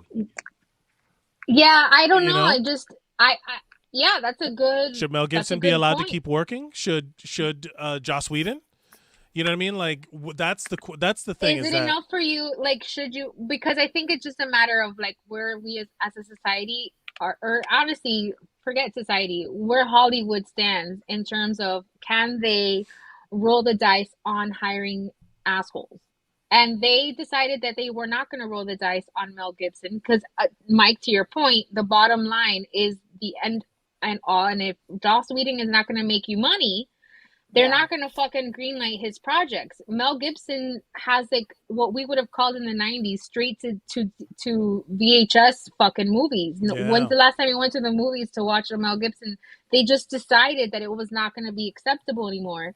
So it's really up to the people in charge in Hollywood, the ones that say yes or no, to decide if you're going to continue to allow assholes to be marketable, to run your projects. And so I think because we live in a post Harvey Weinstein world, that's a good point. The culture of that, of what's allowed and what isn't allowed, has changed, because now it's a conversation, now it's an element, now it's a thing that people not just in Hollywood have to hold it factor in. Regular companies have entire initiatives for inclusion and diversity. Yeah. Why? The Boys Club. The Boys Club is gonna stop defending people eventually. Right. It's not there just yet, but and it's not just Hollywood though. The music industry the same. If you go back and you look at like literally every recording artist that had hits, they were fucking monsters. Yeah, monsters. Aerosmith, Steven Tyler is a fucking pedophile. Big Elvis time. Presley. Jimmy Page from Led Zeppelin, a fucking pedophile. They all. Who's the piano guy that married the 14? Elvis. Elvis, Jerry Lee Priscilla was, Lewis like, married his 14. cousin who was 13 years That old. thing. But, And all that shit they're was all like, fucking monsters. Michael Jackson, nobody, Michael Jackson. Michael Jackson is another one that's like, and that one's hard because as a kid, I idolized him as a pop star, but as an adult, I'm like, I don't know that. I don't It feel raises weird questions. about. Chris Yeah, Brown, and people still love Chris Brown. People still love R. Kelly. Still People still listen to R. Kelly's music. Like they're like, it's still good. It's good music. And then people are like, well, fuck you. You're a piece of shit for listening to this music. But we're all still loving Singing in the Rain. And as new shit comes out about like Robert Wagner killed Natalie Wood, like all these things that come out later, and you're like, well, I'm supposed to now watch a classic film. It's like, good question. Are you? Like, I'm not saying I have an answer. Very much. I just know how I feel it's about very it. much The Good Place. Like remember in The Good Place how like everyone is kind of. Well, have you watched The Good Place yet, Mike? Yeah. I love that. I'm trying to remember what are you talking about? How is it very The Good much Place? like how every little good thing you've done in your life can also be like all these points of yours to be subtracted by all the other bullshit. How it connects. The nuances make everything very. When you look at all the nuances, you dig deep enough into any of our idealism, we're all dickheads. Yeah. Well, I will say. I mean, I'm an asshole for sure. I will say. I mean, I'll say that. There's things that we kind of are. I feel like our line. It took me a minute. I'm like, wait. Yeah. You're an asshole. Yeah. Of course. Yes. I get it. I was like, wait a minute. I feel like our lines are. Fast, we're always figuring out where our line is and like what we're comfortable with, and I think that's just nowadays because information is out there more and more. We're just constantly having to shift that damn line and be like, okay, where is it today? Everything is living forever now when it wasn't meant to before. And we gotta move on. We're running long. Okay. But let's go to the comments real quick. Jeff Mercacini, leave Nathan Fillion and Alan Tudyk out alone. Alan Tudyk is a fucking hero. I love that guy. I love that man gets paid just to do like chicken sounds in some of these Disney movies. He's in all of them. He's in every movie. He did like in Encanto, technically. Yeah, he was one of the voices. He was like the random squawk that the toucan did. Was Alan Tudyk. And he was one of the city people. I can't remember which one. Yeah. I still have Firefly posters and Dr. Horrible pictures hanging in my house, and they aren't going anywhere. Christy Mercacini, why do we expect artists to be nice people? Some people are just assholes. Doesn't take away that the work might be amazing. True. Picasso. True. Van Gogh was a fucking psycho, and we all look at Starry Night and think, oh, what a lovely painting. It's beautiful. I know, but Van Gogh. That's my favorite thing. Meanwhile, he's in the midst of a depressive, suicidal episode, and when he painted it, and everyone's like, it's my wallpaper on my phone. Like it's such a weird thing to have art not associated with the meaning in which it was created just because it's been co-opted. But yeah, like the whole point of art is like what you take of it, right? Yeah. But Jeff Mercantini, Buddy's a piece of shit. Oh, yeah, Joss Whedon. Yes. I was trying to figure out, is he talking about me? Christy Mercantini, Eliza Dushku, I'm assuming, stopped acting. She is Mormon. Huh. I might be mistaken. She is not acting by choice. She's on social media. And Yolanda with the mic drop. Bill Cosby. I idolize Bill Cosby. I fucking loved Bill Cosby. Him so much. And it's and that's the thing is that he is a rapist. He is 100% such a rapist, a poisoner and a rapist. Yeah, when you look back on like the clip from like Bill Cosby himself, because like my older brother used to love that special, and I remember even back then being like, "What Spanish fly?" And like, yeah, that's the bit. He Spanish has fly. a whole bit. He has a whole bit about people. drugging women to have sex with them. He has a and bit. then yet we were all like, how were people surprised? Oh, well, they said the same thing about Louis C.K. He talks about masturbating all the time. You're shook. Right. I was like, well, I mean, guess the signs were there. Yeah. All right, let's do it really quick. Am I the asshole? We have one sent to us in the chat. I'm going to say, am I the asshole for beating my boyfriend at Super Smash Brothers? Am I the my boyfriend and I are competitive people and often play board games, video games, puzzles, etc. against each other. We are both in STEM fields, and we compete in a lot of things. It's usually all good fun. I often win in puzzles and him in video games. We recently visited his parents for the holidays, and he brought back an old console, and we played Super Smash Bros. Together and get a game he used to play as a kid. Not going to lie, he beat me pretty badly. But what bothered me was how condescending he was about it. When I asked him questions about how to get better or what to do, he said something along the lines of, "You could play for years and never beat me." And I shouldn't even try because I had no chance. This feels like the beginning of her anime villain. Yes. This is a villain origin story. He wouldn't even properly explain the controls to me. What a bitch this guy is. It was frustrating, and I saw red, and I thought to myself, oh, it's on, motherfucker. Good. Yes, here we go. Ooh, so I Googled how to improve, and I asked a mutual friend for help who linked me a bunch of YouTube videos on how to play. And apparently you can play the game online even though it's so old. I have a very OCD personality, and I'm well organized when it comes to learning. I did a crazy intensive coding boot camp to get the job I have now, as I didn't study programming in school. So immediately I hired the best Smash Bros. Coach I could find. Never thought these even existed until I looked. And they were surprisingly cheap. I even paid more than what the coach asked for per hour because he was so helpful. He was asking for like $15 an hour or something. What the fuck? Every piano lesson I've ever had has been 40 plus. Learning, that's very kind of that person. Yeah. Learning the game was hard, but not that difficult compared to my boot camp. My coach would do an hour a day with me explaining things and gave me stuff to practice on my own. I'd only do this during the day when my boyfriend was at work. I work from home. Very sneaky. Within weeks, we were playing close matches, and within a month, I was beating him. I could tell he was getting more and more frustrated. He'd force me to play until he won one or make excuses. Honestly, I started losing on purpose sometimes to spare his feelings.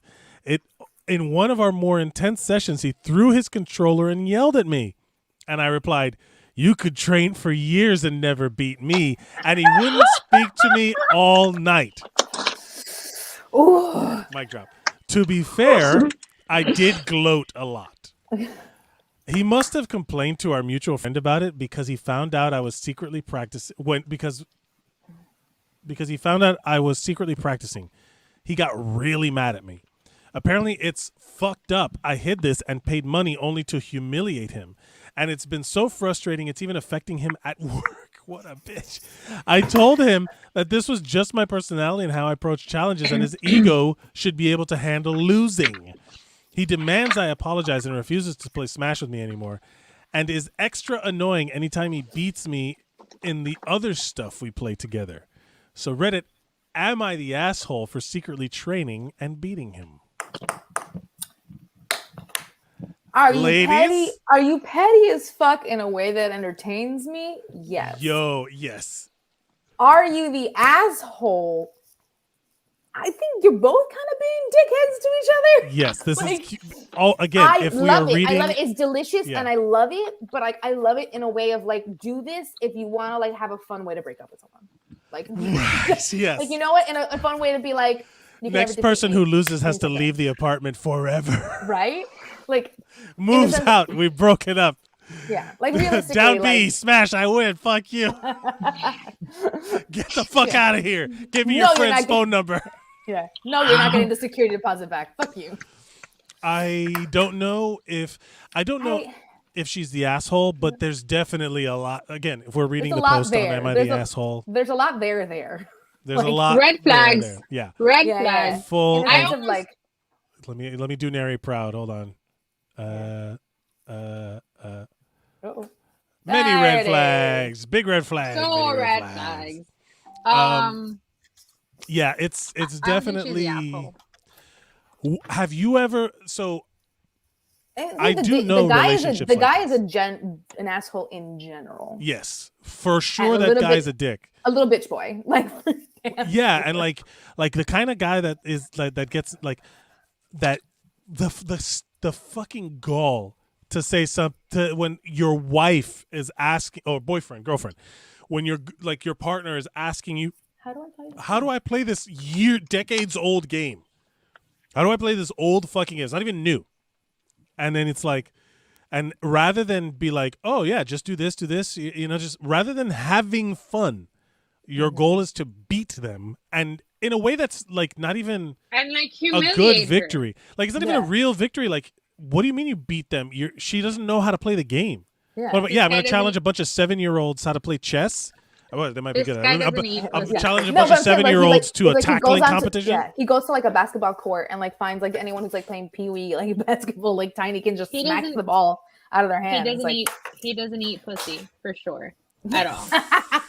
For sure.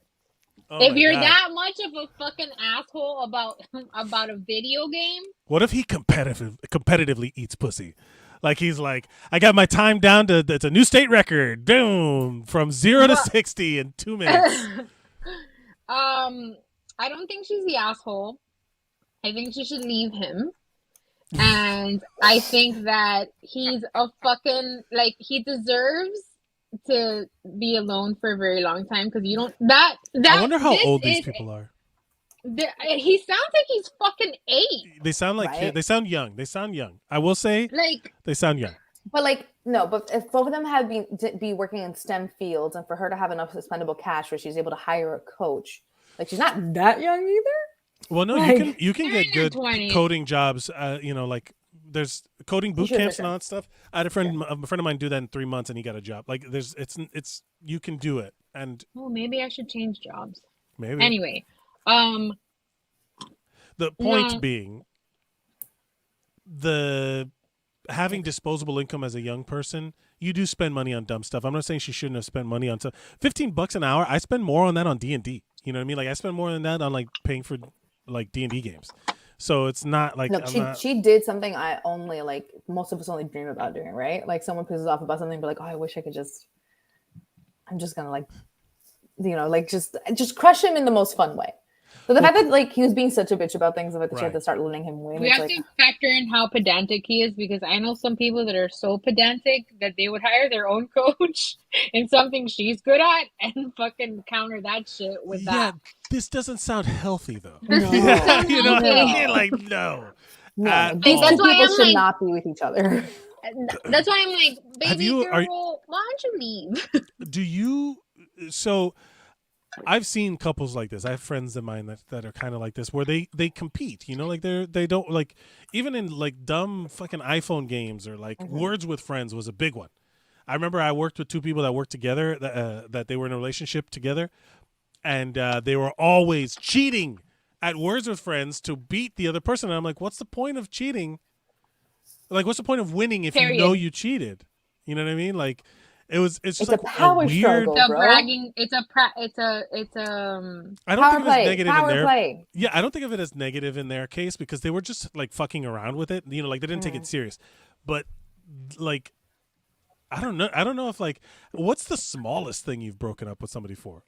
Where you're they folded my shorts wrong or whatever. I don't know. My underwear was in the wrong place when they came on. I don't know. What's the smallest thing you've broken up with somebody for? They assumed that I wanted a more serious thing. They once in a conversation. That's a huge deal. No, a huge deal. We're talking about No, in the sense of I realized I was out of it. In the sense of they were having a hypothetical conversation. And in this hypothetical conversation, they brought up being oh, but I don't I'm not ready for anything right now. I wouldn't be ready to get married right now, or something like that. They kind of offhandedly mentioned. I think we were talking about oh, he said his favorite French fries are waffle fries, and I can't deal with that. All the other breakups I've had have been far more serious. That was the simplest one. Was me being wait, I didn't ask. Oh yeah, well, it was me being bitch, I didn't ask. Drama, Stephanie Meyer Sr. The dramatics of your life. My God. Oh no, I'm okay. Wait, you're saying breakup as in you have to actually be in a relationship with them, or just didn't continue with? I'm saying what the yes, yes. A courting period, just not considering not continuing. Yeah. I'm not talking about relationship. You're not gonna get married. Okay. No, I mean, if you were about to get married and you broke up over their choice of soup. He was so damn tall that I felt like I was a kid on my tippy toe, and our arms didn't land in the right place when we would walk. There is such a thing as too tall for you, woman? That hit a little I close want to a home. ladder. That hit a little close to home. Fuck No, it. no, Mike. Like, no. That I mean, hurt like, my no, feelings a little Mike. bit. He would have made you look short. That hurt my Is how feelings a tall little this human was. Mike The is way you like, described it hurt my feelings. No, It was so nice. if I put my arm like this, Chiquita is not too big either, so I'm like, Chiquita, do our arms line up? What does this mean? But I'm saying like it would feel like it'd feel like you know that little kid that's walking and wants to hold your hand and you're just gonna like it felt like really ridiculous. How tall is And he? when he was 7'3". Whoa. Okay. were you dating the Undertaker? What? No, something like that. What's like the really top basketball player height? Like what's that? 6'8", 6'7"? 8, 6, 7, so Six, 6, like 9? 6'8" and 6'9". above is very tall. Was Maybe it it's a 6 basketball player? Yes. But like For the Heat? Well, I mean, I don't know who he played was for. it Alonzo Mourning? Yeah. No, it was my really God. tall. I said 7'3" because it felt like 7'3". That's just the exaggerated number I throw out nowadays when I describe him. It was 6, some odd number. Man, if you 6'7" say or 6'9". 6'4" or so, you're like, he No, was it only was either- 6'2", no, it a was either giant of a man. No, it was either 6'7" or 6'9", like something that's like even tall for a basketball player kind of thing. Okay. And I should have never gone on the date, but I did Because And he was, his hand, the arms didn't line up, and kissing him was like, when he would come down to kiss me, I could see it happening in slow motion. Like it felt intimate. Like it felt like I want crying. to have your problems, baby. But I like really want to have your problems. and Missy, what's the smallest thing you've broken up with somebody over? Or not pursued a relationship with somebody? Oh, well, Hinge guy, when he's like, I think COVID is fake. I was like, Sure. oh, bye. I feel like Well, that's I a mean, valid that's kind of a reason. I feel like big that's red valid flag. reason. My reason was kind of weird. Like, Yeah, your reason that's was like a valid. good reason. I mean, I haven't. He's I a haven't. fucking moron. Yeah, of course. I haven't. I don't know. I don't have one yet. I'll let you Alright. know. I'll keep you posted. Yeah, definitely keep us posted about the dumb shit that you're like, no, this guy, I mean, I Hey, share go to the- screenshots with you, but I'll just like. no, I was yeah. telling Mary the other day. You know how they say that like you attract people. I don't know if it's true or not. It could be complete bullshit, and I really hope it probably is. Probably is. I hope it is. But it's like ugly people attract ugly people. That's bullshit. I don't know who told me that. I don't know why it's in my brain. Mhm. But if that's true, I might be objectively really fucking ugly. Those are the Because people coming to you? motherfuckers that are coming across my page, I'm like, no, am I ugly? And then you But- get mad at a man for basing everything on appearance. I mean, see how but it is. You have to talk like. But isn't that the entire foundation of fucking dating apps is I have to judge you No, by yeah, your appearance? you want to fuck what's in the picture, exactly. Yeah, I get it, I get it. wish it was like, oh, there's I've a met vibe. tons of people that like they are either far more attractive or far less attractive the moment they open their mouth. Yes, yeah. It's That's such a- I That's a always sad prefer day. just running That's across a sad someone. journey to go on. Where I you're have to like, tell you. oh no, you're Why did you dumb talk? and racist. Yeah, there's people that I'm like, shit. oh, you were so cute, you were so pretty. the Please only shut up. thing that I have in common, the only thing that the guys I've been attracted to in real life have in common in the past couple of years is stuff that has nothing to do with aside from that they're all really fucking tall. But there's not like, oh, I only blonde, only brown hair, like that That's not has what I nothing mean. to do with it. So I don't have a type. Christy, I don't know if she's still watching. No, but it's Christy more about, asked like, me like These are some 4 good years examples. ago. 4 years Oh, actually, ago, yeah. she Let's asked go to me. some comments. I think Chrissy just commented. She here. asked me 4 years ago. She's like, "Hey, what's on your list?" And I was like, "Of what? Of like what's your Of type?" people you plan to kill. Right. That's a different list. Arya Stark but- over here. But she's like, "What's your list? Like, what's your type?" And all I could come up with is tall. And I have to say that it's been 3 years, and the common denominator in The all the definition guys of that tall. I've been attracted to, It's slowly going down. Like I can He's wear tall. heels. and He's it's fine. 5'8". He's tall. you know, I can prop him up. I do think that's such a ridiculous thing, but I don't get to I don't get to be the arbiter of that. Let's go. You to are comments. tall though, so it's an unfair. Exactly. I can't say anything. I can't even disagree. I used to always like criticize the whole fascination with tall and everything like that. And then like I got with Dave, and it's kind of fun. Like the whole thing when he puts his like chin on my head, I feel so tiny and cute. I'm so you're like, I was full of shit. I was. That is a great discovery when you're like, oh, I was the problem. And also, like, I just realized that's a hard conversation to have with yourself. Yeah. Hilda says, clap, laugh, clap, laugh, clap at this person who. Hilda and I are going to go on a spa. We're going to have a spa day in Orlando. That's how we're going to meet. Everyone should be friends with Hilda. She's the best. Oh my God. She's Yolanda, she is not the asshole. She is awesome. Cool. Missy, yes, about breaking up with him. Pussy. Oh, when Yolanda I said pussy. pussy. Yep. Pico, what's up, Pico? The smallest thing, I've broken up. Okay. I broke up. Pico, stop drinking. Pico, I broke up with a girl because her hair smelled bad. Ooh. Interesting. And I'm Chiquita, my love. Smallest thing, still breathing? We need to talk. Yeah. At a certain point, everything they do is like, are you just going to stand there and breathe like that? Yeah. Get out of here. Christy, stop dating a guy because of the way he used chapstick. Really? He would put it on his lips and then the area outside the lip. Put it in his, and then around. And then outside like overlining, but with chapstick. Like a clown? Like with like a clown makeup?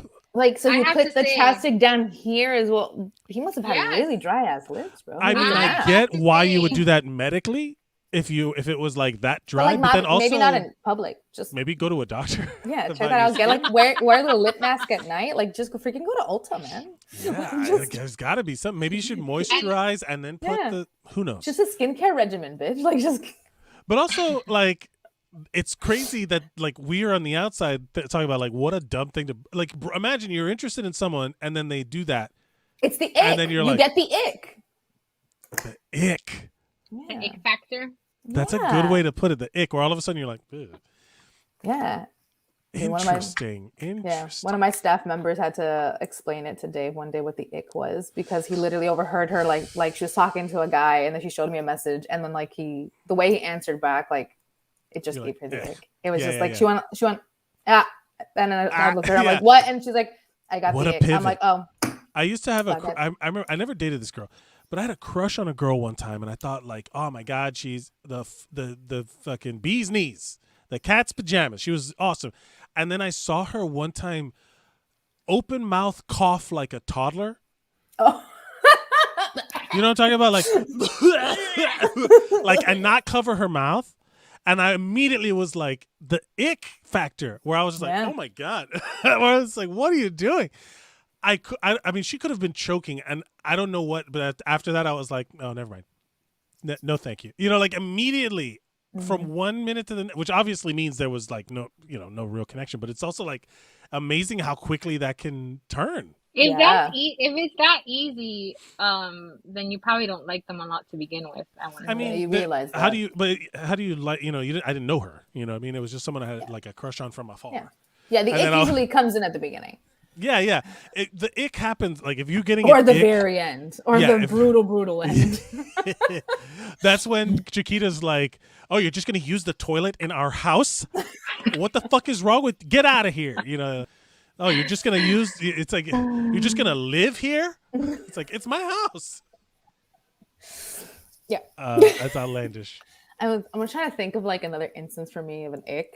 I don't know when my icks have been with people. It's always, honestly, and sometimes someone's come off like maybe, I always had bad luck dating guys who were like little rich boys. Rich boys? Yeah. Because all of a sudden they would like, my ick would be like once someone came off kind of like snooty or yes. or a little bit like a personality ick, not an activity ick. My icks were usually personality based. It was usually like a kind, I don't know, like they would just like maybe look down on someone who served them. Like they did something that I was like, I'm out. Nope. Nope. Yeah, I yeah. no longer There's- find you attractive. It's weird how can be fast beautiful. that turn is. Yeah, it can be beautiful. Like it's literally happened to me, like with actual fucking models, where all of a sudden they'll do that one thing where they'll like scoff at something, and I'm like, I'm out. I'm fucking out. Yeah, where immediately you're like, there has to be an amazing recovery for me to consider this. Like you're gonna have to do some He has fabulous to eat tap pussy dancing. for a very long time. That's so funny. Well, guys, I think we did it. Hello, everyone. No, we didn't talk about Megan Fox's I'm ring. refused. Not gonna do it. Oh, okay, Fuck that. got you. All right. I read it. What was in the title, and that's enough mention from me. I hate Gotcha. Megan Fox. All I right. think she's terrible. What? I love her. I don't like her. I love don't like. her. They forced her down our throats like they did Lin-Manuel Miranda, aka Latino 311. No. Hard disagree. I love both these people. We cannot leave it on that. No. Just then defend her That real was quick. Give painful. a one sentence reclaiming of Megan Jennifer's Fox. body. The movie Jennifer's Body. You have to watch it. That's like that alone. Honestly, Hollywood fucked her over. Michael Bay fucked her over. Actually, Yeah, Michael Bay fucked her over. She never got a fair shot, and she's actually funny. Like, she's more talented than people gave her credit for simply because of her looks. And she's a bi icon. Love her. There you go. Icon Megan Fox. Thank you, everybody, for listening to What's Up, Bro, live on Wednesdays. Or if you're listening to this in the podcast form, come watch us and look at us talking to microphones as opposed to just listening to us talking to microphones. And you can also be a part of the show in the comments like Yolanda Pico, Christy, Jeff, Hilda, everybody, Chiquita. You get to be a part of the show. You, too, can become a named character on What's Up, Bro if you watch this show enough. Thank you, everybody. Yeah, come have a cameo. Yeah. Follow me at Mike Mercadal, at Missy the Writer, what do you want to plug, Steph? We'll stick at Hello. My Dear Watson. My Dear Watson. Hello My Dear Watson. My Dear Watson. And check out all the other shows on the Geek Bro Network. Better Let Me Tell You with Mike Valdez. We got Kickflix. Yeah, Kickflix is coming up, and we're going to be doing the original Teenage Mutant Ninja Turtles movie. And we're going to be doing Police Story, the Jackie Chan epic. Love anything that with Jackie is Chan. Jackie Chan. Police Story was the first time whatever. We love it. Go watch Kickflix. Go follow Kickflix Pod. Shiver Pod doing horror movies and stuff like that. If you like horror movies. Crimacopia if you like true crime. And we have Comedy Fitness. There's a bunch of other stuff. Mt.Geekmore is coming up. And donate to the Patreon down there in the corner, way over there. Send us money in the Cash App.